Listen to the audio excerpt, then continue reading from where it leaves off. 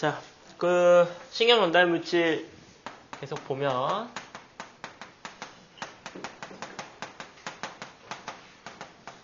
자, 우리가 이제 신경 전달 물질 뭐를 배우고 있냐면 아세틸콜린을 배웠죠?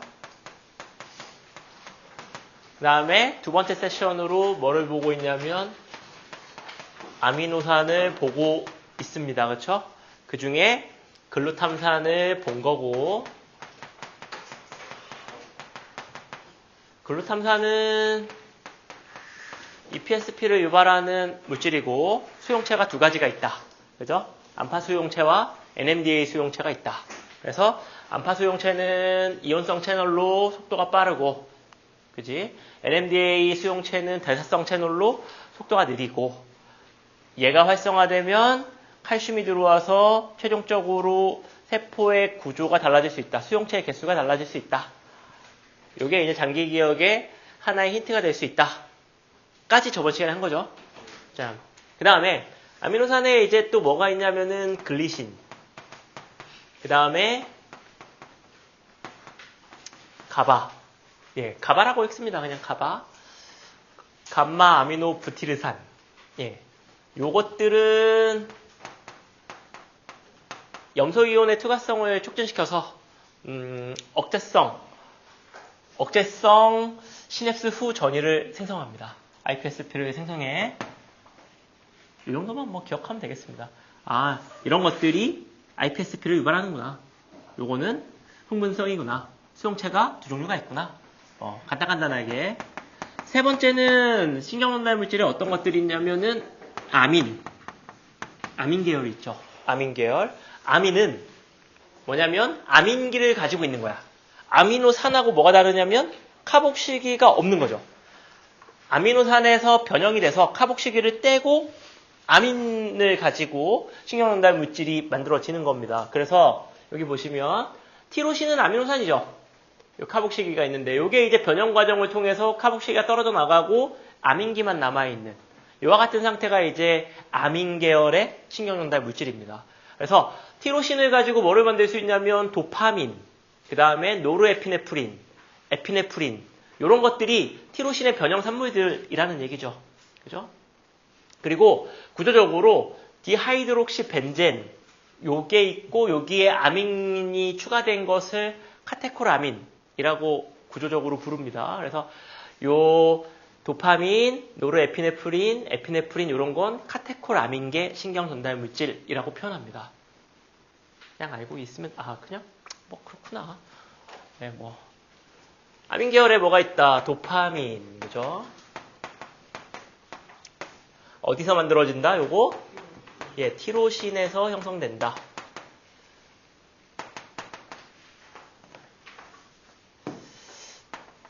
티로신이 변형되면 도파민이 만들어진다. 도파민은 뭐에 중요하냐면은 도파민의 부족이 직접적으로 병의 어떤 형태로 나타나는 게 뭐냐면 파킨슨병입니다. 들어본 적 있어요? 파킨슨병? 예. 증상이 어때? 예. 손발이 통제가 안 돼서 부들부들 떨리고 여러 가지 뭐 이제 문제들이 생기는데 요게 이제 도파민이라고 하는 물질이 제대로 분비되지 않아서 형성되는 질환이죠. 그래서 파킨슨병을 고치기 위해서 도파민의 분비가 줄어들지 않도록 하는 걸 열심히 연구하고 있습니다. 근데 도파민이 분비가 안 돼서 신경전달 물질이 제대로 분비가 안 되면 그 뒤에 있는 뉴런들이 강화를 못 받기 때문에 뉴런 자체에 문제가 생겨요. 구조적으로. 그래서 이미 파킨슨병이 진행된 상태에서 도파민의 양을 늘리는 건 별 효과가 없더라. 그죠? 그래서 진행되기 전에 도파민의 양이 줄어들면 재빠르게 뭔가 약을 투여해서 도파민의 수치를 유지하면 파킨슨병의 진행을 늦출 수 있다. 지금 현재는 여기까지 연구가 되어가고 있는 상황이고, 도파민은 그러면 왜 파킨슨병에 걸리냐? 뭐 유전은 아무데나 낄 수 있고 뭐 유전의 영향력에서 벗어날 수 있는 질환 같은 건 없습니다. 그러니까 이게 뭐 때문이냐? 유전의 영향이 있다. 무조건 맞아요. 유전의 영향이 없을 수가 없어요. 이건 뭐 맞고, 또 하나는 뇌 충격을 많이 받으면 신경에 문제가 있어서 문제가 생길 가능성이 커져서 도파민 분비에 이상이 생길 확률이 높아진다. 그래서 이거 누가 잘 걸리냐면 머리에 충격을 많이 받는 사람들. 그게 누구야?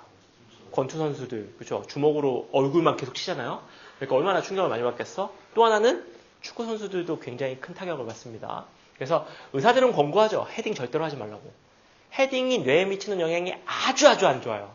그래서 특히나 그냥 가만히 있는 공을 들이받는 것도 안 좋은데 저기서 세게 날아오는 공을 들이받는 건 정말 무모한 짓이다. 이렇게 얘기를 하는데 재밌다고 열심히 하고 있죠. 예, 뇌에 엄청난 충격을 주고 있습니다. 예. 그 다음에 에피네프린이나 노르에피네프린 이런 것들은 우리 몸에서 굉장히 다양한 흥분성 기작들을 유도시킵니다. 얘네들이 뭐를 하는지는 조금 더 뒤에 자세히 다뤄보도록 할 거예요. 자율신경계 하면서 조금 더 자세히 다뤄볼 텐데 에피네프린이 분비되면 우리가 흥분 상태일 때 느끼는 몸의 상태가 됩니다. 에피네프린이 분비가 되면 뭐 동공이 커지고 심장박동이 빨라지고 호흡이 빨라지고 뭐 그런 상태가 됩니다.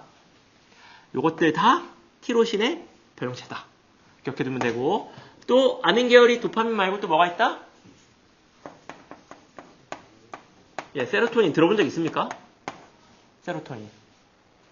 얘가 하는 일이 뭐냐라고 물어보면 안정감, 행복감, 그 다음에 뭐 평온함, 하여튼 뭐 어떤 이렇게 이미지로 생각했을 때 맑고 건전하고 뭔가 이게 좀 사랑스러운 꽃밭에 있는 뭐 그런 류의 약간 평온한 느낌을 주는 그런 아이인데 안정감을 주고 학습에도 안정감이 있으니까 학습 효율도 높여지고 여러 가지 뭐 장점이 있는 아이입니다. 그리고 수면에도 깊이 있게 관여하고 이 세로토닌은 어떤 아미노산의 변형체냐면 어떤 아미노산? 예, 트립토판의 변형체입니다.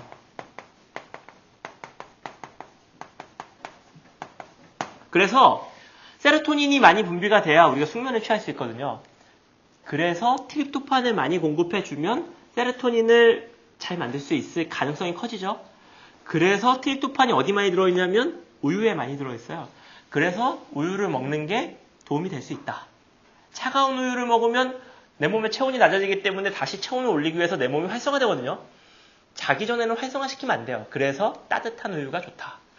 근데 너무 뜨거우면 그것도 식히기 위해서 활성화되기 때문에 어떤 우유? 미지근한 우유. 그죠? 미지근한. 그래서 우유를 데펴서 미지근하게 먹는 거죠. 너무 뜨겁게 막 부해갖고 막 뜨거워 막 이렇게 먹는 게 아니고 다 의미가 있는 거고. 그리고 세로토닌 같은 경우에 세로토닌의 분비량이 적어지면 우울감이 생깁니다. 우울감. 그래서 우울증에 걸린 사람들을 보면 세로토닌의 분비량이 낮은 경우가 많아요. 그럼 우울증을 극복하려면 어떻게 하면 돼? 세로토닌의 분비량을 늘려주면 됩니다. 자, 근데 분비량을 늘려주는 방식에 두 가지가 있어요. 뭐가 있냐면은 이게 출삭돌기고 여기 그 다음이면 여기서 이제 첫 번째 방법은 세로토닌 자체를 많이 만들어서 많이 분비하게 하면 되겠죠. 그죠? 이게 첫 번째 방법. 두 번째 방법은 많이 분비는 안 하더라도 여기에서 세로토닌이 사라지는 걸 막으면 됩니다. 맞아? 어차피 많이 분비하는 게 왜 많이 분비하냐면 이 시냅스의 세로토닌의 양을 늘려주려고 많이 분비하는 거야. 그지? 그러면 많이 만들어서 많이 분비하게 할 수도 있고 또 한 가지 방법은 분비된 세로토닌이 재흡수되거나 분해되는 걸 막아주면 됩니다. 그러면 조금 분비했지만 많이 분비한 효과가 있는 거죠. 그래서 우울증에 걸린 사람들이 세로토닌이 부족했을 때 치료약 중에 하나가 세로토닌의 분비량, 즉 시냅스에서 세로토닌의 농도를 어느 정도 맞춰주면 우울감이 사라집니다. 그래서 요걸 이용해서 만든 실제 약, 굉장히 유명한 약입니다. 이게 뭐냐면 프로작이라고 하는 약이 있어요. 이게 세로토닌의 재흡수를 방지합니다. 재흡수가 되지 않도록 한다는 얘기는 이 시냅스의 세로토닌의 양을 어느 정도는 유지시켜줄 수 있다는 얘기죠. 그러면 많이 분비한 거와 같은 효과가 있을 수 있는 거죠. 그래서 요걸 먹었을 때 우울증을 어느 정도 극복할 수 있다. 생각해보면은 신기한 거야. 우리가 엄청 고등작용이라고 생각하잖아요. 인간의 정신이라고 하는 거, 인간의 감정이라고 하는 거, 그죠? 근데 알약 하나 먹으면 감정이 변해. 막 죽을같이 우울하다가 저 약 먹으면 세상은 역시 살만해. 뭐 이렇게 되는 겁니다. 쉽지가 않죠. 예. 그럼 반대로 세로토닌의 분비를 억지로 차단시키면 어떻게 되겠어? 극도의 우울증에 빠지겠죠. 예, 실제로 이런 것들을 시도해서 요인 암살을 시도하는 예들이 많이 있습니다. 예전에 뭐 1960년대 뭐 이럴 때 예, 소련과 미국이 열심히 스파이전을 벌일 때 실제로 이런 향전신성 약물들을 투여해서 자기도 모르게 자살로 인도하는 이와 같은 방식의 요인 암살을 썼다는 어떤 증거들이 나오고 있죠. 옛날 방식이 지금 뭐 아주 깔끔하게 처리할 수 있죠. 여러분들이 느끼는 어떤 그런 기분들이 여러분들의 것이 아니게 조작할 수도 있다는 얘기죠. 밥에 이런 거 좀 섞어서 먹으면 괜히 막 우울해지고 아니면 뭐 얘가 이제 굉장히 스포츠 광이야. 아, 운전하는 거 되게 좋아해. 그러면 얘한테 충동을 억제하지 못하는 약물을 투여하면 과속하다가 사고 나서 죽을 가능성이 커지겠죠. 뭐 이런 식의 아주 쌈박한 예, 암살 방법들이 많이 있을 수 있다. 네, 이런 것들, 요거 조금 배우면 원리는 뭐 간단하게 얘기를 할 수가 있는 거죠. 간단한 거 배우는 것 같지만 엄청난 거 배우고 있는 겁니다. 예, 인체의 신비를 배우고 있는 거야. 그래서 세로토닌이 있고 또 뭐가 있냐면은 히스타민이 있습니다. 히스타민.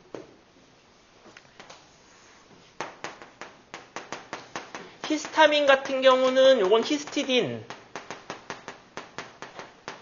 히스티딘. 이거 들어봤어? 아미노산 히스티딘. 예, 뭐 있겠죠. 예. 변형체고.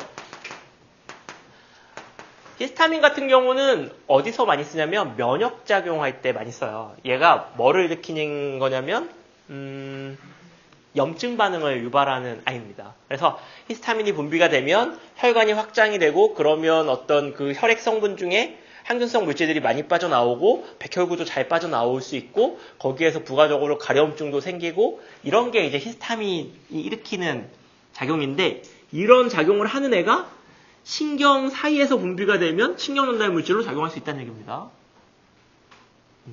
근데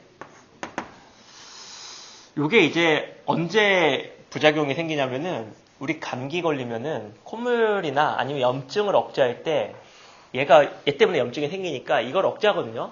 그래서 뭐를 처방하냐면 항히스타민제를 처방하죠. 그걸 처방하면 이제 목 안이 부어오르거나 이런 걸 차단할 수 있어요. 근데 얘가 또 뭐에도 관여하냐면은 깨어있음에 관여합니다. 정신이 돌아와서 눈 똑바로 뜨고 여러분의 일주기에서 이렇게 얘가 어느 정도 농도가 나와야 이제 깨어있을 수 있어, 원활하게. 근데 항히스타민제를 먹으면 요게 안 만들어지기 때문에 요거에 문제가 생기기 때문에 깨어있음에 문제가 생깁니다. 그래서 이게 뭐야? 염증 반응은 가라앉지만 뇌 활성화에 문제가 생겨서 졸음이 오는 거죠. 그래서 감기약을 먹으면 졸음이 옵니다. 그러면 졸음이 안 오게 해주세요 라고 하면 약 중에 뭐를 빼는 거야? 항히스타민제들을 빼줍니다. 그래서 점심약과 저녁약이 다르죠. 뭐 이런 거죠. 이게 뭐 아무것도 아닌 것 같은데 이게 또 다 또 의미를 갖게 됩니다. 요런 것들이 암입니다. 자, 또 그 다음에 세로토닌과 도파민 수용체 같은 데 결합해서 세로토닌과 도파민이 아님에도 불구하고 요 안정감이나 어떤 행복감을 느끼게 해주는 작용을 하는 물질들이 있어요. 마약류들에. 요게 특히나 이 LSD 들어본 적 있나? 예, 왜 들어봤지? 예. 예. 좀 물어보면서도 들어봤을 까 근데 들어봤네. 예, LSD하고 요 메스칼린, 요게 전체가 다 이런 거는 아니고요. 그냥 종류가 있길래 제가 캡처를 해온 거고, LSD와 메스칼린 같은 경우에 세로토닌과 도파민 수용체에 결합을 해서 마치 세로토닌과 도파민처럼 행동합니다. 그러니까 이것들을 좀 고농도로 먹었을 때 어떤 굉장히 기분 좋음을 느낄 수 있겠죠. 그죠? 네, 뭐 종류 많죠. 이거 말고도 뭐 신생 마약들도 엄청나게 많습니다. 예, 머리 좋은 사람들이 많아가지고 마약류들이 굉장히 많고 놀랍게도 법이 따라오는 속도가 마약이 만들어지는 속도보다 느리죠. 그럼 새롭게 만들어진 마약은 마약이 아닙니다. 그죠? 현행법상 신생 마약, 예, 카리스 A가 만들어졌어. 그러면은 이거 뭐 법에 저촉을 받지 않으니까 뭐 그런 거 막 만들어서 먹기도 하고 막 그게 이제 문제가 되죠. 그래서 뭐 법률을 어떻게 바꿔야 되느니 뭐 이렇게 얘기를 하는데 굉장히 많이 만들어지고 있습니다. 이런 것들도 다 기본적인 마인드는 이 신경전달 물질의 상호작용에 굉장히 깊이 있게 관여를 하고 있습니다. 모든 원리는 다 여기서 시작합니다. 자, 그 다음에 네 번째 계열이 어떤 게 있냐면 폴리펩타이드 계열이 있습니다.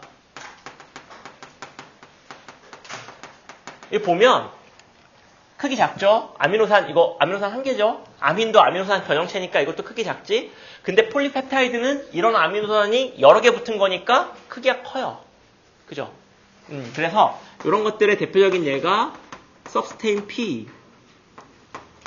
그냥 이거 물질 P.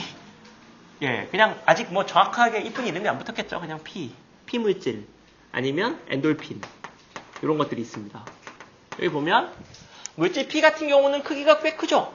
아미노산이 하나, 둘, 셋, 넷, 다섯, 여섯, 일곱, 여덟, 아홉, 11개짜리. 굉장히 크기가 큰. 요 아이는 고통의 인지라고 써놨지만 고통을 느끼게 해주는 물질입니다. 그러니까 고통을 억제하고 싶을 때는 물질 P의 생성을 억제하거나 물질 P가 달라붙는 수용체를 망가뜨리거나 아니면 물질 P 자리에 붙어서 물질 P가 못 붙게 하거나 이런 기능들을 하면 그죠? 고통을 상쇄시켜 줄 수 있겠죠. 그죠? 그 다음에 요거 엔케팔린, 엔돌핀 많이 들어봤죠? 요거 굉장히 긍정적인 느낌이 강하지? 언제 나온대 엔돌핀? 네? 언제? 예, 뭐 기분 좋을 때, 웃을 때, 뭐 행복할 때 이럴 때 나온다고 하는데 행복할 때 나오는 게 아니고 얘가 나와서 행복한 겁니다. 네, 웃으면서 나오는 예, 웃는 행위를 하면서 그 어떤 기분을 느끼기 전에 얘가 나오면 그냥 웃는 행위가 기분이 좋아지는 행위랑 매치가 되는 거죠. 엔돌핀이 여러분의 기분을 좋게 만들어줍니다. 근데 요게 이제 통증을 완화시키고 이 엔돌핀의 효과는 아편류들보다 뭐 100배? 1000배쯤 효과가 좋다고 얘기합니다. 엔돌핀이 굉장히 강한 진통 완화제이기도 하고 기분 좋게 만들어주는 물질이기도 합니다. 이게 언제도 분비되냐면 인간을 극한 환경에 처하게 만들면 엔돌핀이 분비돼요. 그래서 누가 엔돌핀 중독에 많이 빠지냐면 운동 중독증 환자들이 왜 운동을 계속하냐 아픈데 막 헬스 막 5시간씩 하고 막 달리기 30km씩 매일 뛰고 이런 사람도 있어요. 왜 그렇게 할 수 있느냐? 엔돌핀 때문에 가능합니다. 특히나 그 마라톤 하시는 분들 매일 뛰시는 분들 있거든요. 매일 20km 이상씩. 하루도 안 빼요. 비가 오나 눈이 오나 비 맞아가면서 그냥 뛰시는 분들이 계세요. 어떤 분들은 뭐 심하면 30km씩 계속 뛰시는 분들이 있는데 이게 어떻게 가능하냐. 일정한 한계를 넘어서면 처음에는 고통을 선사하겠죠. 뇌가. 하지 말라고. 다리도 아프고 허리도 아프고 막 하지마 계속 신호를 보내는데 쌩까고 계속 하면은 뇌는 이제 반대 언제까지 통증만 줄 거야. 통증을 주는 이유가 멈추라는 건데 안 멈추겠다잖아. 그러니까 얘따 먹으라 하면서 엔돌핀을 분비하기 시작합니다. 그러면 그때가 되면은 몸이 이제 가볍다고 느껴지고 고통이 사라지죠. 여러분도 그런 경험 해본 적 있나? 막 뭐 축구나 농구나 막 진짜 빡세게 할 때 힘들다가 어느 순간의 기점으로 다시 그냥 뛸만해지는 상태. 예. 그게 이제 4점을 넘어섰다라고 표현하는 그 4점을 넘었으면 이렇게 분비되면서 몸이 이제 괜찮아지는 것처럼 느껴지는데 괜찮지 않은 거죠. 그냥 정신적으로만 괜찮은 거죠. 그 다음날 많이 힘들죠. 예.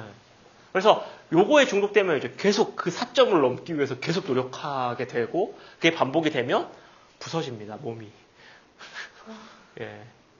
그래서 적당히 해요, 적당히. 근데 요 엔돌핀과 같은 수용체를 이용하는 여러 가지 약들이 있습니다. 아편. 요게 이제 엔돌핀 수용체에 붙어서 엔돌핀이 아닌데 엔돌핀처럼 작용하는 겁니다. 아편들. 뭐 몰핀 계열도 마찬가지입니다. 몰핀 들어본 적 있어요? 몰핀? 예, 몰핀. 몰핀은 마약류라기보다는 여러분이 알고 있는 몰핀은 의약품이죠. 그러니까 사기 암 환자들이 맞는 진통제. 마약성 진통제 중에 최고봉에 가까운 약. 그죠? 사기 암 환자면 많이 아프겠죠? 그냥 안 걸려봤지만 많이 아플 것 같잖아. 그 아파 죽을 것 같은 사람한테 몰핀을 놔주면 또 웃으면서 삽니다. 어마어마한 진통 효과와 기분 좋음을 느낄 수 있는 약인 거죠. 생각해보면 진짜 놀라워. 약 요만큼 들어가면 막 죽을같이 아프다가 모든 아픔이 사라지고 다시 기분이 좋아져. 신기하죠. 그죠? 하지만 나은 게 아니고 잠깐 기분만 좋아지는 거니까 뭐 몸하고는 별로 상관없는 거죠. 이런 것들이 이제 우리가 신경전달 물질을 열심히 연구해야 되는 이유입니다. 또 하나는 마지막 기체가 있어요. 기체. 일산화질소. 요것도 아름다운 물질이죠. NO. 자, 다른 물질들은 만들어서 저장했다가 분비하는데 일산화질소 같은 경우는 이게 기체다 보니까 그리고 이게 막을 잘 통과해요. 그래서 만들어서 저장을 해놓을 수가 없어요. 그냥 막으로 확산으로 빠져나가 버리거든요. 그러니까 일산화질소 같은 경우는 필요할 때 그때그때 만들어서 씁니다. 기체를. 필요할 때. 그래서 일산화질소를 활용한 약 중에 가장 대표적인 게 이제 비아그라죠. 비아그라. 이게 왜 그러냐면 일산화질소가 우리 혈관을 잡고 있는 평활근이라고 하는 근육이 있어요.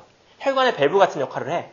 이걸 열었다 풀었다 할 수 있는데 일산화질소가 이걸 풀어줄 수 있어. 그래서 혈액순환을 원활하게 만들어줄 수 있어요. 원래 비아그라가 뭘 기준으로 뭘 치료하려고 만든 약이냐면 협심증을 치료하기 위한 약이야.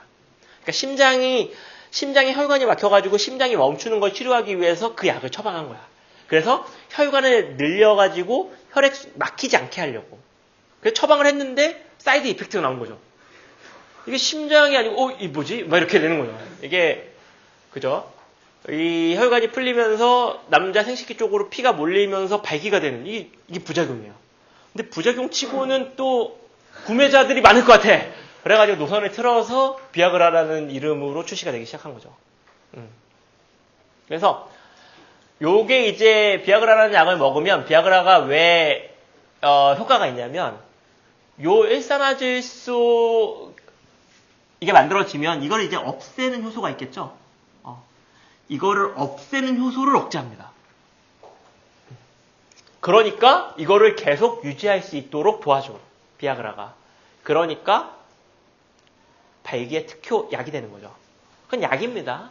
정상인이 먹어서 될 게 아니고 그냥 혈액순환이 잘 안 되는 사람한테 혈액순환을 잘 시켜주는 약이 되는 거지. 지금은 뭐 그게 발견되면서 엄청나게 많은 뭐 이렇게 비슷한 약들이 막 출품이 되고 있고 여러분의 상상보다 큰 돈을 벌었죠. 비아그라를 개발한 곳에서. 그렇죠? 뭐 비아그라 복용자가 몇억 명, 몇십억 명 뭐 이런 식으로 추산하니까 뭐 어마어마한 부가가치를 얻을 수가 있습니다. 근데 생각보다 이게 목표로 하지 않은 이게 부작용이 더 생각보다 괜찮아가지고 이 사이드 이펙트 때문에 성공한 약들이 굉장히 많아요. 근데 이런 기체조차도 신경전달 물질로 사용할 수 있다. 이렇게 알면 되겠고요. 그 다음에 이제는 요거를 하나 보면 자극의 세기. 센 자극과 약한 자극을 어떻게 구분하느냐. 요걸 한번 볼게요. 센 자극과 약한 자극을 어떻게 구분하느냐. 우리 그 활동전이 보면 활동전이는 역치만 넘으면 그죠? 역치만 넘으면 피크를 찍습니다. 그렇죠? 센 자극이라고 이거보다 더 높게 올라갈 수가 없어. 왜냐면 이 전이가 되면 나트륨 채널이 그냥 닫혀버리기 때문에 더 들어올 수가 없어요. 그래서 센 자극이든 약한 자극이든 역치만 넘으면 똑같아. 모습이. 그러면 우리 몸에서 센 자극과 약한 자극을 어떻게 구분하느냐. 여기에 대해서 얘기를 해보면 센 자극과 약한 자극을 어떻게 구분하느냐. 보면 여기 수상돌기가 있고요. 여기 이렇게 축삭이 있고 여기에 축삭 이게 뭐라 불러? 둔덕. 예, 축삭 둔덕이 있습니다. 여기서 활동연이가 만들어져요. 여기에는 수없이 많은 축삭돌기 말단과 연결되어 있고 센 자극이라고 하는 거는 여러 뉴런이 동시에 관여해서 이제 이 안으로 양이온을 집어넣는다는 얘기입니다. 즉 여기 차등전이에서 들어오는 이온의 양이온의 양 자체가 많은 게 센 자극이야. 그리고 들어오는 양이온이 적은 게 약한 자극입니다. 근데 이게 활동전이로 바뀌는 과정에서 뭔가 차이를 만들어줘야 돼. 이게 무슨 차이가 나느냐? 예를 들어 볼게요. 여기가 지금 수상돌기고 여기 여기가 축삭둔덕입니다. 여기가 축삭둔덕. 여기. 그래서 여기가 역치가 넘으면 여기가 갑자기 구멍이 뚫리면서 여기 나트륨이 촥 떨어지는 거예요. 나트륨 샤워가 촥 일어나는 거예요. 여기서. 상상되죠? 자, 약한 자극이야. 예를 들어서 저기에 구슬이 30개 굴러가면 역치를 넘어선다고 칩시다. 그래서 나트륨 비가 촥 내린다고 쳐. 그죠? 30개 집어넣으면 비 촥 내리고 30개 집어넣으면 비 촥 내리고 이렇게. 자, 제가 약한 자극이야. 요만한 바구니에다가 구슬을 한 150개, 200개쯤 담아서 여기 수상돌기에다 이렇게 뿌려. 그럼 구슬이 막 굴러가겠죠? 막 굴러가서 여기 30개쯤 도달하는 경우가 몇 번이나 생길지 모르겠지만 그 경우가 있을 겁니다. 자, 센 자극. 5톤 트럭에 구슬을 가득 담아서 여기다 5톤 트럭이 이렇게 하면서 구슬을 막 들이퍼. 그럼 저기까지 30개씩 도달하는 그 세트. 생각을 해보면 약한 자극일 때는 역치를 넘을 만한 세트가 몇 세트 없겠죠? 이해할 수 있겠어? 센 자극이어서 양이온이 많으면 이게 밀려서 흘러가더라도 이 뒤에 오는 것들도 벌써 충분한 막전이의 변화를 유발할 수 있기 때문에 역치 이상의 자극을 만드는 상황 자체가 여러 번 있겠지. 이해할 수 있겠어?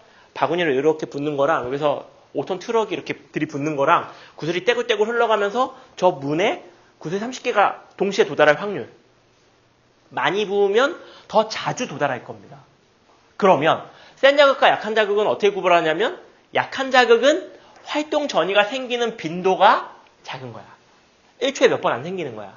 센 자극은 생기는 빈도가 많은 겁니다. 그러니까 초당 5번 활동 전이가 생기는 거하고 초당 10번 활동 전이가 생기는 거하고 뇌에서는 어떻게 구분을 하냐면 초당 10번 생기는 활동 전이 이 자극을 센 자극이라고 인식합니다. 이해할 수 있겠어? 예. 그러니까 세고 약하고는 뇌가 판단하는데 그 활동 전이의 발생 빈도가 더 자주 뇌로 빠바바바 그러니까 이렇게 오는 자극하고 이렇게 오는 자극 중에 이렇게 오는 자극을 뇌는 세다 이렇게 판단한다는 얘기죠. 그죠? 그러니까 제가 듀연이를 이렇게 빡 치면 여기에서 자극들이 쫙쫙 가갖고 활동전이를 만들어서 뇌로 빠바바바 이렇게 보내겠죠. 근데 이렇게 딱 쓰다듬으면 활동전이가 툭툭툭 이런 식으로 가겠죠. 이해할 수 있겠죠? 예. 그래서 자극의 세기는 이 활동전이의 크기를 가지고 결정되는 게 아니고 활동전이가 발생하는 빈도를 가지고 결정한다. 요거. 네.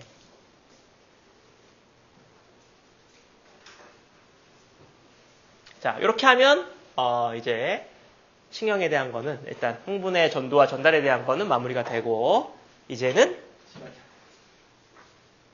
근육에 대해서 잠깐 구조만 보도록 하겠습니다. 요거 일단 끊고